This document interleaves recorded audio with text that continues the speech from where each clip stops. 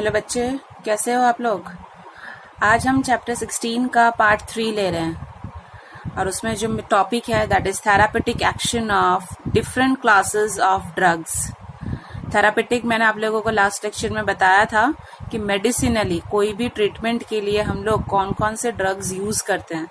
तुम्हारे बॉडी में कोई डिजीज हो चुका है, ओके, तो उसकी उस टाइम पे हम लोग कौन सा ड्रग ले रहे हैं वो हम लोग पढ़ रहे हैं। उसमें से एक बताया हुआ है उन्होंने एंटासिड्स।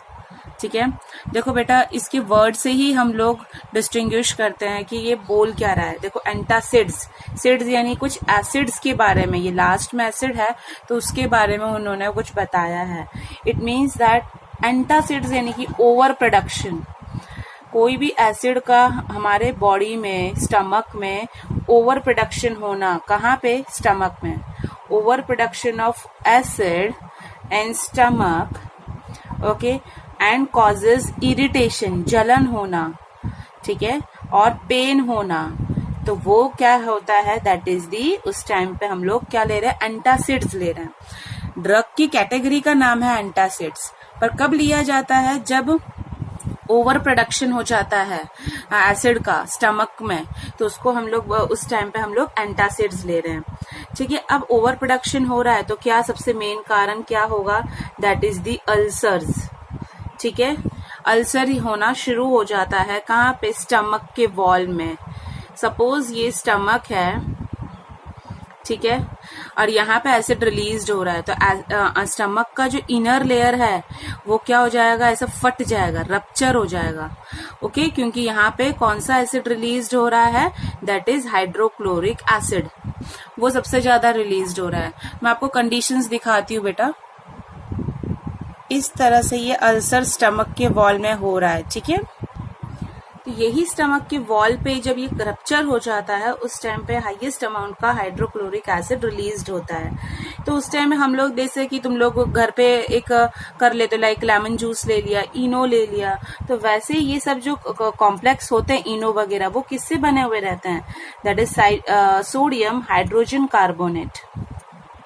ठीक है, एग्जाम्पल है इसका, ये जो भी एंटासिड्स है नॉर्मल है, सोडियम हाइड्रोजन कार्बोनेट, वो बनता किससे है, that is aluminium hydroxide. Okay, aluminium hydroxide और मैग्नीशियम हाइड्रोक्साइड के ऐसे कॉम्बिनेशंस में ये बनता है। ओके, अब बेटा प्लीज आप लोग सिर्फ सुनिएगा, लिखिएगा नहीं। वीडियो के एंड में नोट्स रखे हुए हैं, आप उसको पॉज करके लिख सकते हैं, अभी सिर्फ सुनिएगा। अब कभी कभी क्या होता है, हम लोग हाइड्रोजन कार्बोनेट बहुत ही ज्यादा एक्सेस अमाउंट में लेना शुरू कर देते हैं। ठीक है, that is the hydrogen carbonate. वो क्या करता है, स्टमक को एसिडिक कौन कर रहा है, that is HCl।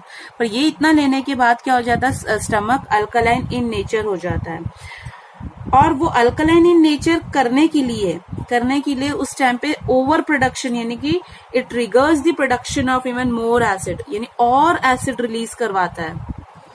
Alkaline in nature देता है ये हाइड्रोजन कार्बोनेट, पर कभी कभी जब इसको हम एक्सेस अमाउंट में लेना शुरू कर देते हैं तो ये क्या हो जाता है, एसिड भी ज्यादा, इसलिए इसको हम लोगों को एक बेसिक यूनिट में क्वांटिटी में लेना जरूरी है, नहीं तो ये एसिड का ओवर प्रोडक्शन हो जाएगा। दूसरा आता है metal hydroxide. Metal hydroxide, that is the aluminium and the magnesium, are better alternatives because they are being insoluble and do not make increase the pH। So ये लेने से बेटर है कि बेटा तुम लोग यही लो, क्योंकि ये क्या करता है, वो इनसॉल्युबल इन नेचर है और pH को इंक्रीज भी होने नहीं देता है कंपेयर टू द उसका जितनी न्यूट्रल होना चाहिए, जितना न्यूट्रल होना जरूरी है।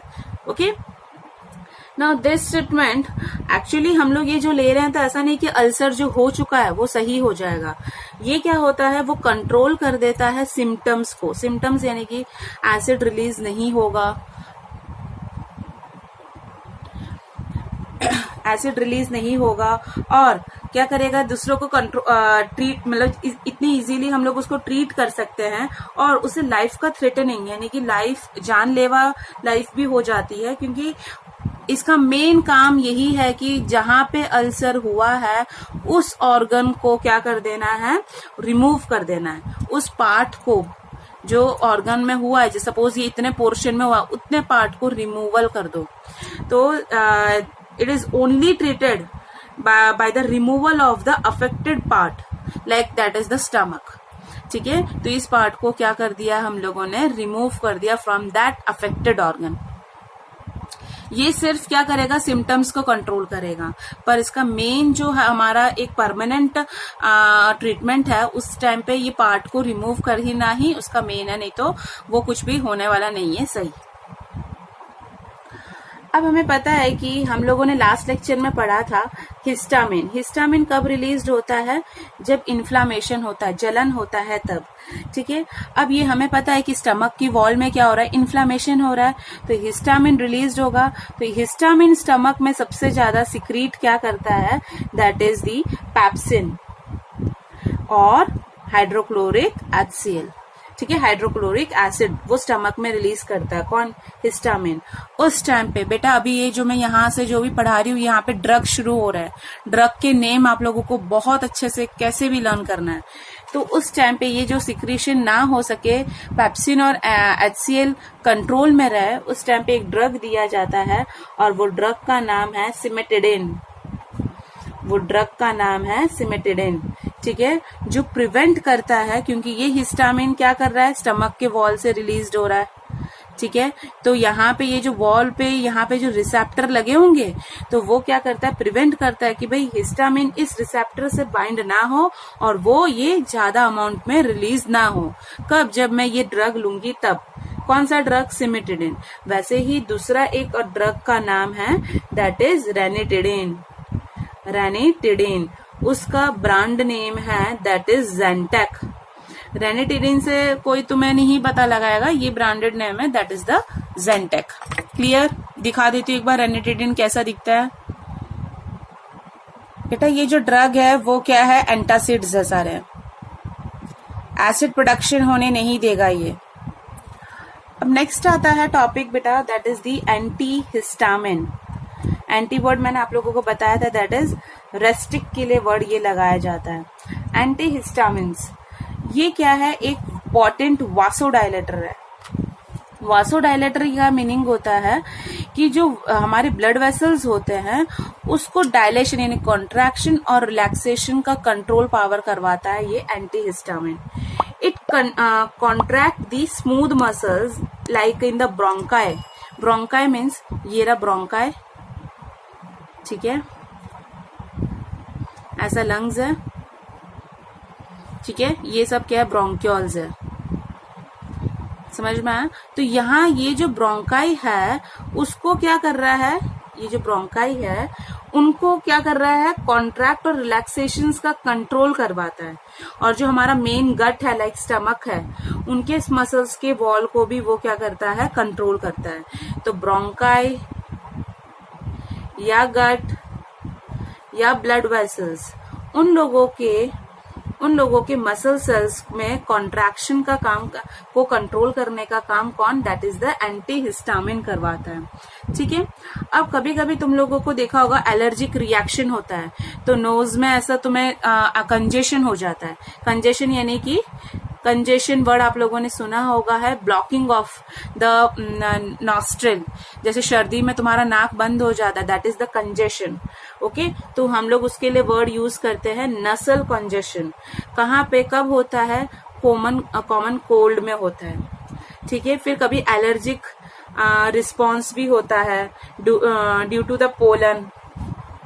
ठीक है, स्नीजिंग वगैरह आना शुरू हो जाता है, तभी भी तुम्हारे बॉडी में हिस्टामिन रिलीज हो रहा है. तो वो कंट्रोल करने के लिए हम लोग क्या लेंगे, ऑफ कोर्स एंटी हिस्टामिन लेंगे. तो बेटा वापस ड्रग का नेम है, प्लीज आप लोगों को याद रखना. देखो ब्रोंकाई के लिए वर्ड है, तो ब्रोमोफिनारमिन. ब्रोमोफिनारमिन. ठीक है. दूसरा ड्रग का नाम है टेरिफिनाडिन. इसका ब्रांडेड नेम है डामेटाप और इसका है सेल्डेन. ठीक है. अब ऐसा बोला है कि एक ऐसा क्वेश्चन आता है कि एंटी हिस्टामिन मतलब why do about mention antihistamine and not affect the secretion of acid in the stomach. Okay, antihistamine को हम लोग स्टमक के जब एसिड प्रोडक्शन हो रहा है तब हम क्यों नहीं ले रहे एंटी हिस्टामिन को.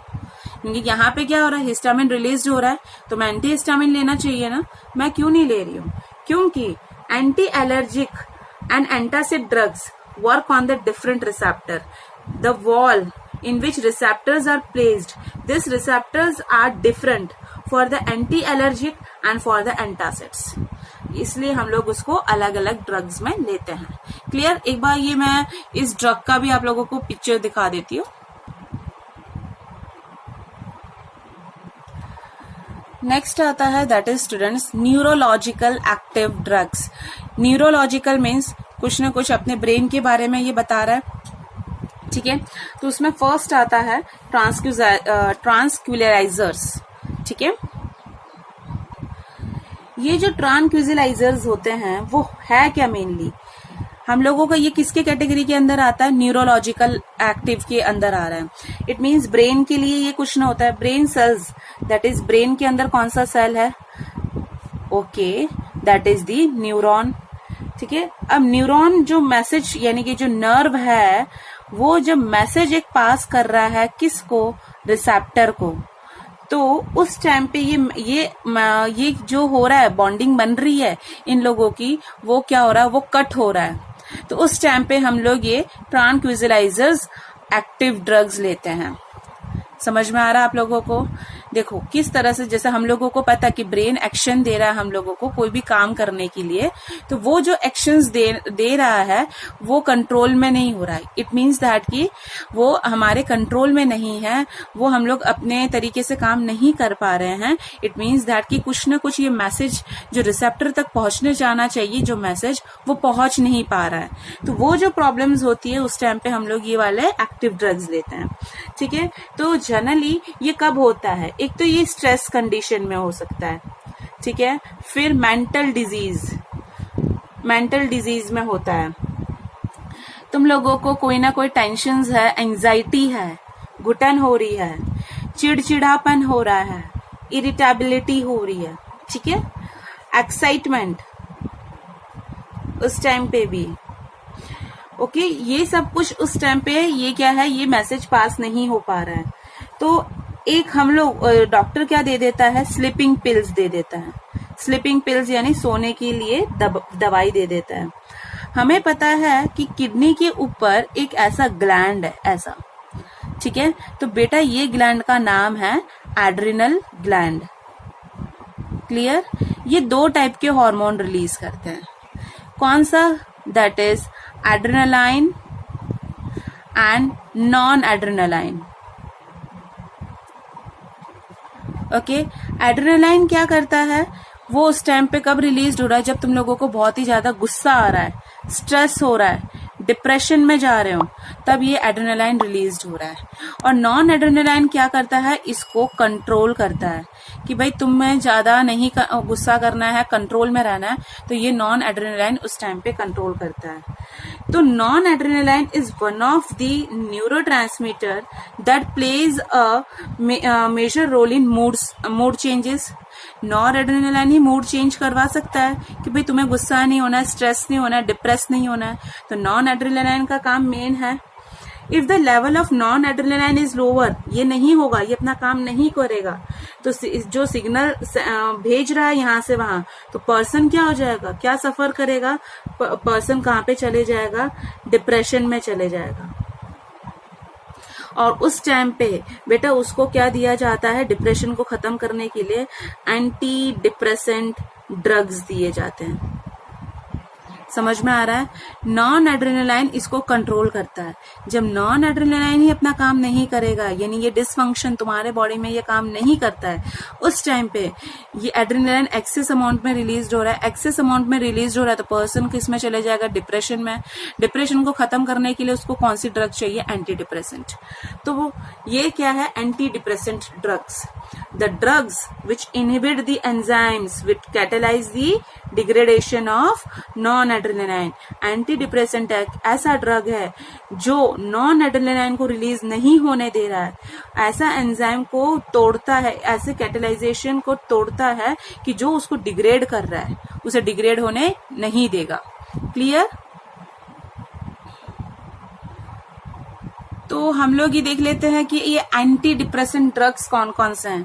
बेटा मैंने बताया आपको ये ड्रग्स के नेम कैसे भी लर्न करना है।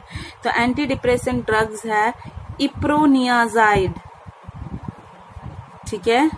फिर आता है फिनेल्जिन।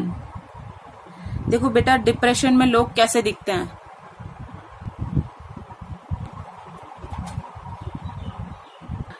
नेक्स्ट आता है माइल्ड ट्रांसक्यूलाइजर, उसका ड्रग कौन सा है, दैट इज क्लोरोडाइजिपॉक्साइड, क्लोरोडाइजिपॉक्साइड एंड मैप्रोबेमेट।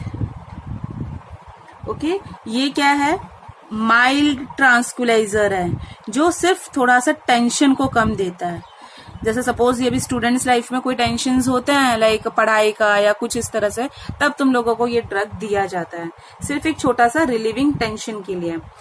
पर एक डिप्रेशन और हाइपर टेंशन, बहुत ही ज्यादा डिप्रेशन में पर्सन चला गया है और हाइपर टेंशन में है, तब उसको एक ड्रग दिया जाता है। बेटा ये ड्रग का नाम याद रखना आप लोग, वो ड्रग का नाम है that is Equanil, that is Equanil. Clear, समझ में आ रहा है। यही ट्रांसक्यूजलाइजर के अंदर एक ऐसा आता है दैट इज द बार्बिटूरेट्स। बेटा ये बहुत इंपॉर्टेंट है, आप लोग बहुत बार ये सुनोगे, दैट इज बार्बिटूरेट्स। मेनली जो ट्रांसक्यूलाइजर हम लोगों ने बोला न्यूरोलॉजिकल डिसऑर्डर है, यानी कि ब्रेन रिलेटेड है।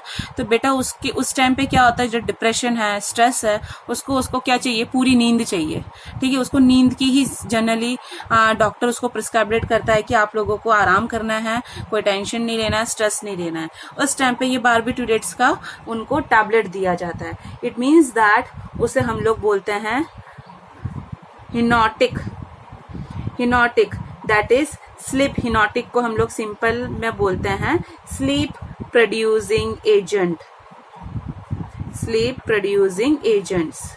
ओके, कुछ ऐसे सब्सटेंस होते हैं जो ये सारे मतलब नींद करवाने के लिए लाए जाते हैं।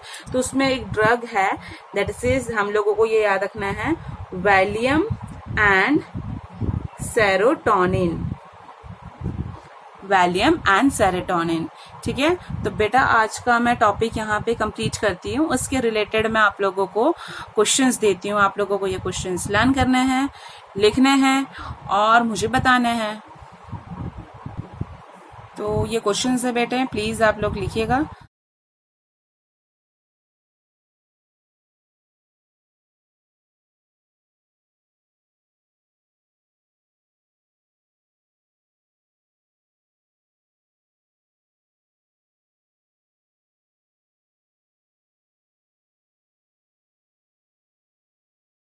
और आज का लेक्चर मैं कंप्लीट करती हूँ। Thank you so much students.